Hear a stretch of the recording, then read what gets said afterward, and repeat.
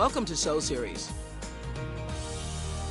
Hi, welcome back to my Soul Series. So excited again because I get to talk to Eckhart Tolle. Last week we spoke of the power of now. He's a preeminent spiritual leader. I think he's a prophet for our time, for the 21st century, who believes that we are here to enable the divine purpose of the universe to unfold in us. That's in the beginning of his book, The Power of Now. And he's the author of that breakout bestseller. If you don't have it, it's one of the books that should be a part of your, personal library forever. I can't even tell you how many copies I've bought for everybody. And if you were to come to my house right now and you were going to spend the night in either bedroom at my house, it doesn't matter which bedroom you would go to, you'd find a copy of The Power Now, sometimes 2 or 3, because when people leave, they like to take it with them. The Power of Now, A Guide to Spiritual Enlightenment. And he's back to discuss his latest release, A New Earth, Awakening Your Life's Purpose. The inspiration for that title came from a Bible prophecy in both the Old and New Testament, where it speaks of the collapse of the existing world order and the rising of a new heaven and a new earth, for those of you who are Bible readers. Well, The Power of Now is one of the most comprehensive and enlightening books, as you've heard me say, Eckhart, I've ever had the privilege to read. Why did you feel the need to write a follow-up? You really didn't have to write another word after The Power of Now. Well, that's true. The teaching evolved in the years after The Power of Now came out. I would travel around the world giving talks. And what happened then is some new approaches came, new perspectives on the same basic truths. It's not different truths. It's focusing on the same basic truths, but new perspectives towards it. And also I felt there was still something to be said about that which blocks the arising new consciousness in most human beings. So there's quite a bit in the book A New Earth about that in us which tends to block the awakened consciousness, the consciousness that wants to arise now. And one way of putting what that is to describe it, as I do in the book, it's the human ego. Oh, this is my favorite thing to talk about, the ego. You say the ego is destined to dissolve. How so? Well, first we need to see clearly what the ego is, because sometimes people use that word and they mean different things. Yeah, they just mean you're being arrogant or... That's right. Yes. It's a much wider thing. It's not just being selfish or being arrogant or thinking yourself superior. That's a small aspect of ego. Ego is basically a self-identification with the stream of thinking. So that collectively, I would say the beginning of ego is actually described at the beginning of the Old Testament, where there is the famous story of the apple, which everybody knows, even non-Bible readers. So it is said there that they ate of the fruit of the tree of the knowledge and good and evil. And that was when they lost that state that is externalized in the Bible and called paradise. What does that mean? To me, that means it is the arising of the ability to think and to differentiate between things. This is good, this is bad. To make statements like that, to make judgments like that, which is to be able to tell good, is basically the ability to think, which is so this is a mythological description of what happened to humanity. And at first, the ability to think was not entirely bad. They lost something. They lost a deeper state of connectedness, but I don't think that deeper state of connectedness with being was lost immediately, as it's described in the Bible. I believe it took a long, long time of increased thinking until people reached a point where they derived their entire sense of who they are from the stream of thinking. So what that looks like in a person's life is there is a almost, one could say, a mind-made entity which is made up entirely of memories and past conditioning and mental concepts And this entity, which really is all made up of thinking, people derive their sense of who they are from this mind-made entity. So it's a mind image of who I am. People have split themselves in two. They think there's me and there's myself. Me and my story. The ego is the story of me that people identify with. You say in the New Earth, ego is no more than this: identification with form, which primarily means thought forms. Yes, that's right. That's what the ego is. And you say if evil has any reality, and it has a relative, not an absolute reality, this is also its definition of evil: complete identification with form, physical forms, thought forms, emotional forms. That's right. And that this results in a total unawareness of my connectedness with the whole, my intrinsic oneness with every other, as well as with the source. And this forgetfulness is original sin, suffering, or delusion. And that's, when I heard that, I thought, yes, you're right. For every evil act we've ever heard described, or when we think of people as, doing sinful things, it is because of a complete and utter disconnection, a lack of understanding that I am that person that I am attempting to violate. I am that which I am jealous of. I am that. Yes. It means you cannot sense the aliveness anymore that is in the other person. So you have desensitized yourself to the aliveness. Now, you can only do that if you've already done this to yourself, because by living through mental definitions of who you are, you desensitize yourself to the deeper aliveness of who you truly are beyond thinking. Okay. So you become, what arises then is a conceptual identity. I'm this, that, or the other. And then once you are trapped in your own conceptual identity, which is based on thinking and image making by the mind, right, on your past, then you do the same to others. And this is the beginning of that is always when you pronounce judgments on another person, and then you believe that judgment to be the truth, calling people, attaching labels to people. That's the beginning of desensitizing yourself to who that human being truly is. I'm having a conversation here with Eckhart Tolle, who is author of The Power of Now, of course, and A New Earth, Awakening to Your Life's Purpose. So if you are not your story, and most people, I do believe, think that they are. We live in a world where people believe I am my story. I, was born in this family, and this is where I was raised, and these are the things that happened to me, and this is what I did. If you are not your story, then who are you? That's a very good question, because you cannot deny, of course, that these things exist. Right. Your memories of the past, things that you suffered, perhaps even suffering that you might have inflicted on others. And even not all suffering, my family connections, the people I love. Yes, you have a so-called past, you have relationships, all that is fine. It is not problematic unless you become totally lost in that dimension alone. So if you have no access to a deeper sense of aliveness or beingness beyond the stream of thinking, because really all that is based on memory. All your past, how do you experience your past? You experience your past as memories. And what are memories? Memories are thoughts in your head. And there's nothing wrong with that. But if you're totally identified with all these thoughts in your head, then you are completely trapped in your past history. There's no sense of anything beyond that in your life. Right. So the important thing is am I more than my personal history?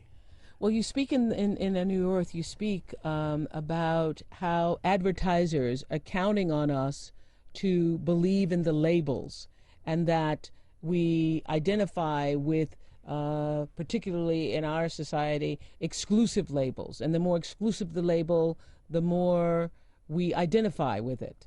Yes, that's right, because the ego wants to be special one way or another. Every ego wants to be special. And if the ego cannot be special by being superior to others, the ego would also be quite happy with being specially miserable. So you may have seen witness people who are saying, one person says to the other, I have a headache. The other person says, you have a headache? I've had a headache for weeks.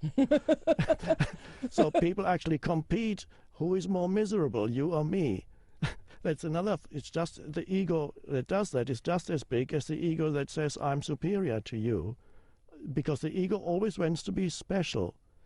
So if you recognize in yourself that unconscious need to be special, then you're already half free, because when you recognize all the patterns of the ego, and specialness is one pattern of the ego, another pattern of the ego, it wants to be right all the time.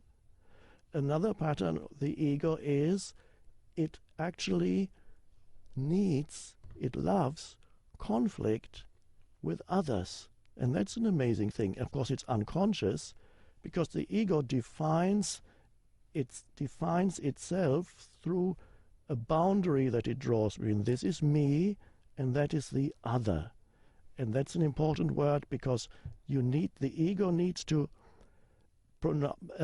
emphasize the otherness of the other person. And that happens on a personal level when people are suspicious of other people's motives and so on.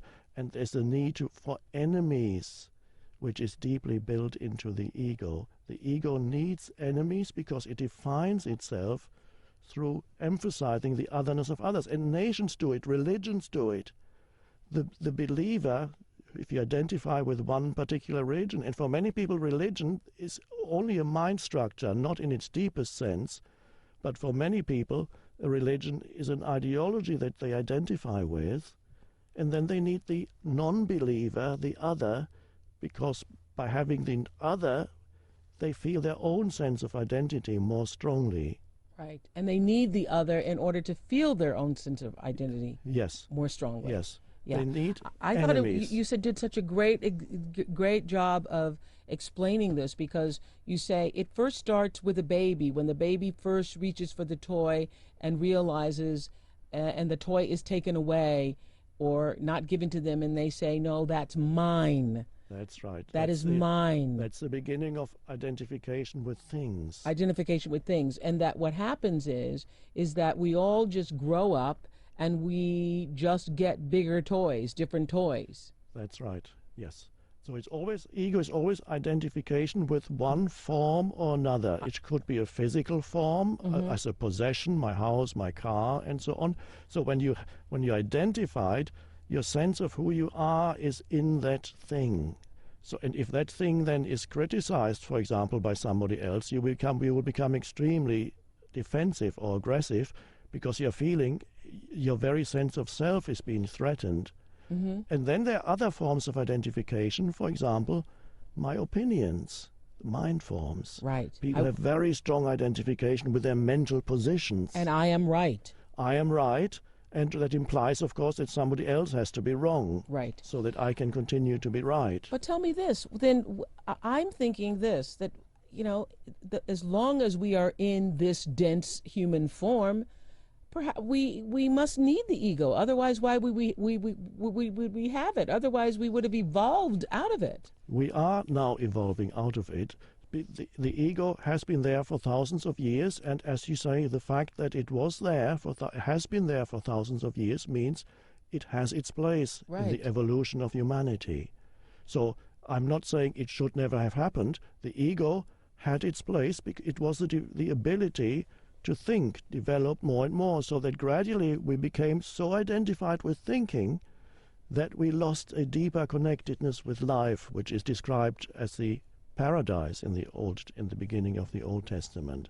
That deeper connectedness with life. We are now, I believe, at an evolutionary transition where many human beings, far more human beings than ever before, are able to go beyond ego into a new state of consciousness. Yes, you say that we face a very stark and daunting choice, and that is to either evolve or die. Yes.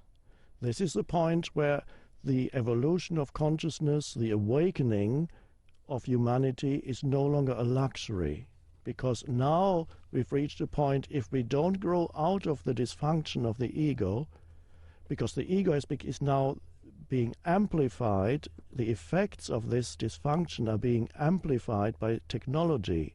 Right.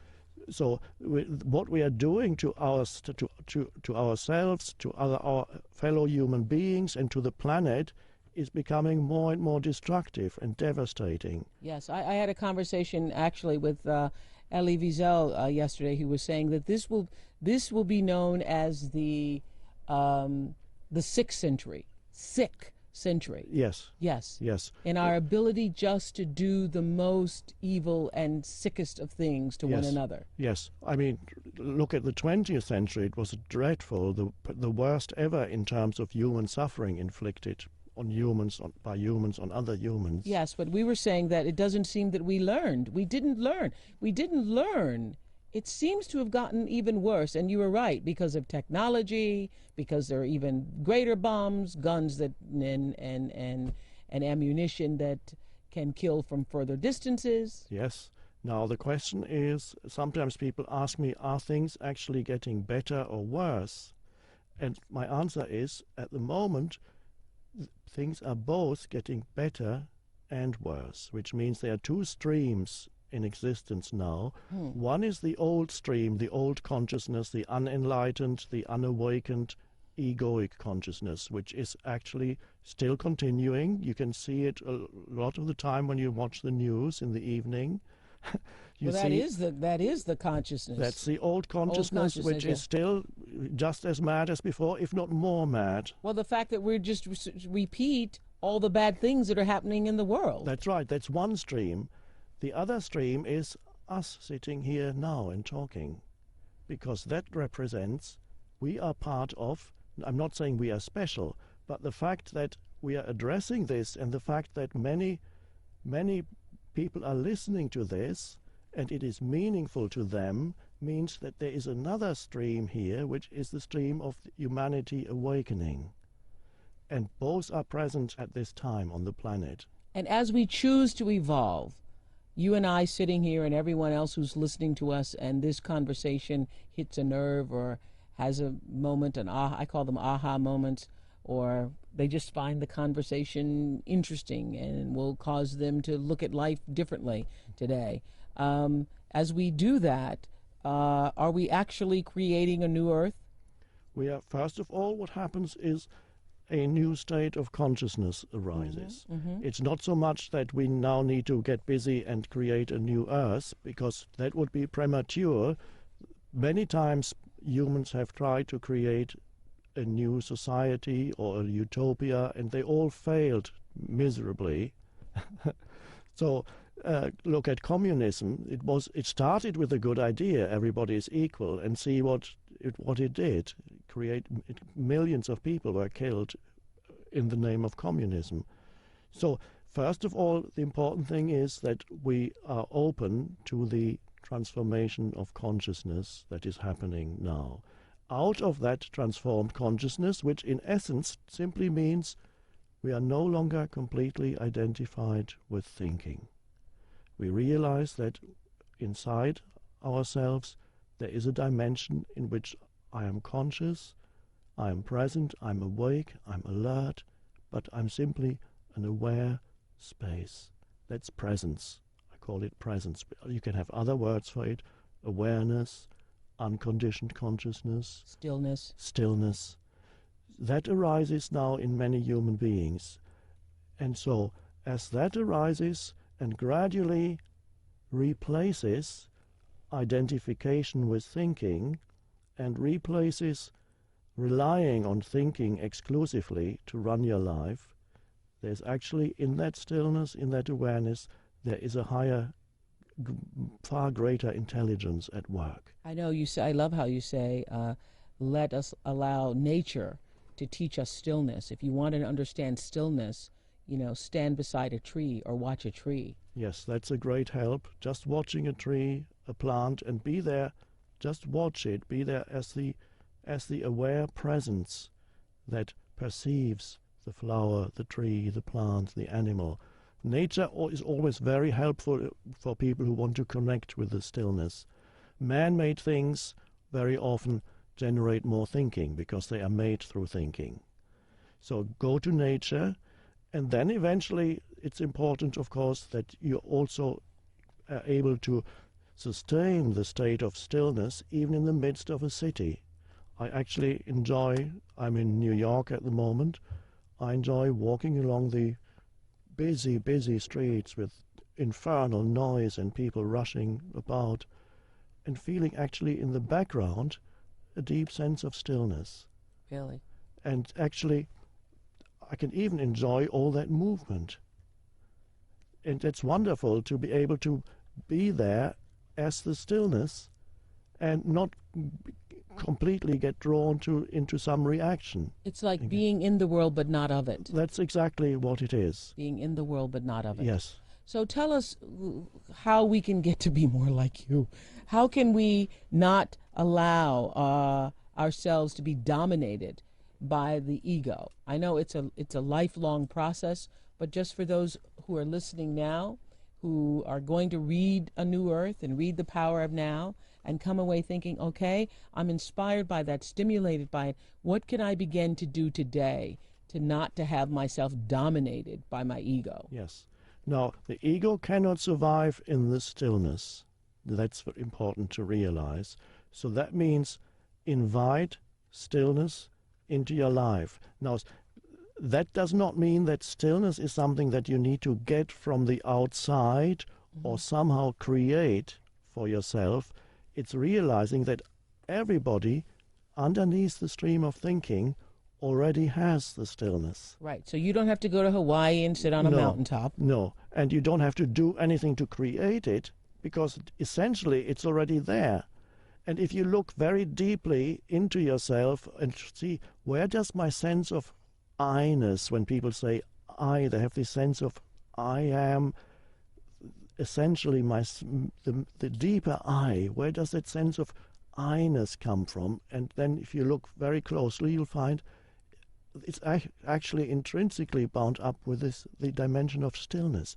So that's why I say in my book, Stillness Speaks, you are never more essentially yourself than when you are still. So you invite stillness into your life.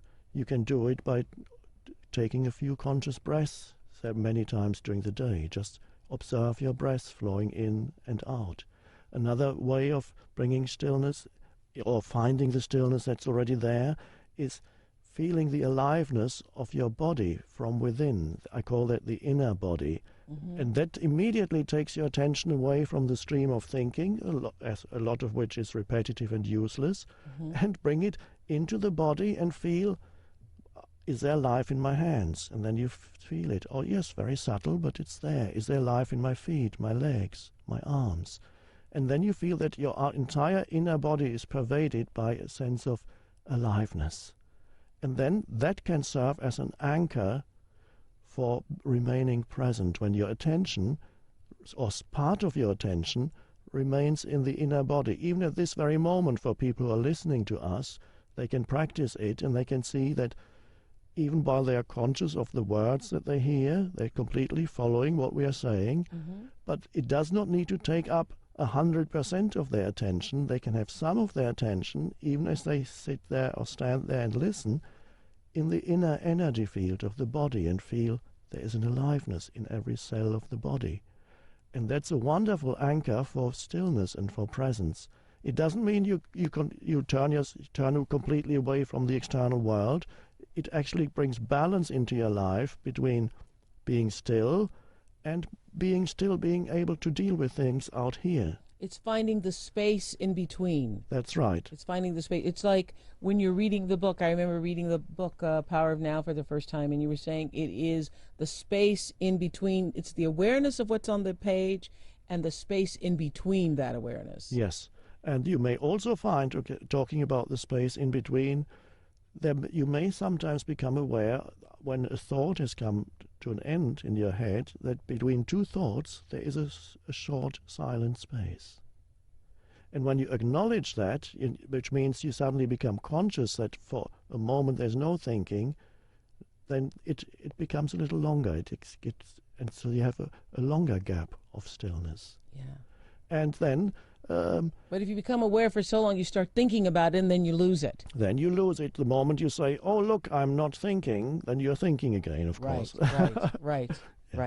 Is there anyone on Earth at this time who you think is free of the domination of the ego? First of all, are you free of the domination of the ego? I'm not identified with my thinking, which means I'm free of domination of the ego. And there are many, many people right now who are going through this process. They may not yet be 100% free, but they are going through the process in which they become gradually disidentified from the stream of compulsive thinking. I'm getting letters, emails every day from all over the world of people who are telling me how their lives have changed, sometimes just by reading the book, and how they become free of identification with their mind. They are not yet totally free, which means sometimes they fall back into ego, sometimes they fall back into obsessive thinking, compulsive thinking, addictive thinking, because for many people thinking is basically an addiction. And then suddenly they wake up again. So it's a process that many, many people are now undergoing. I cannot tell you exactly how many, but my intuition is that in the Western world, about 10% of the adult population are at the beginning stages or a bit further, some further advanced, of this process. Well, I love also how you say in the book, we're talking about, the whole tone of the book is about awakening your life's purpose. A New Earth is awakening your life's purpose. And you say that there are a lot of people who realize that how spiritual you are has nothing to do with what you believe, but everything to do with your state of consciousness. Yes, and that's, again, it's the stillness that's the spiritual dimension. It's not any thought. Thought in itself is not spiritual. Right. Thought can be sometimes helpful because it can be a pointer. For example, when we say... beliefs are not spiritual. That's what I learned from you. No, because beliefs are not thoughts. Spiritual. No. Yeah. Some beliefs can be helpful, but only as pointers. I mean, even if we say, find the stillness that's already inside you, that's still a thought, but the thought is pointing beyond itself. Well, I love what you say that at the end of the book, that the foundation for a new earth is a new heaven, the awakened consciousness. Because what did Jesus tell his disciples? That heaven is right here in the midst of you. Yes, that's a wonderful thing. Jesus said, heaven does not come with signs to be observed.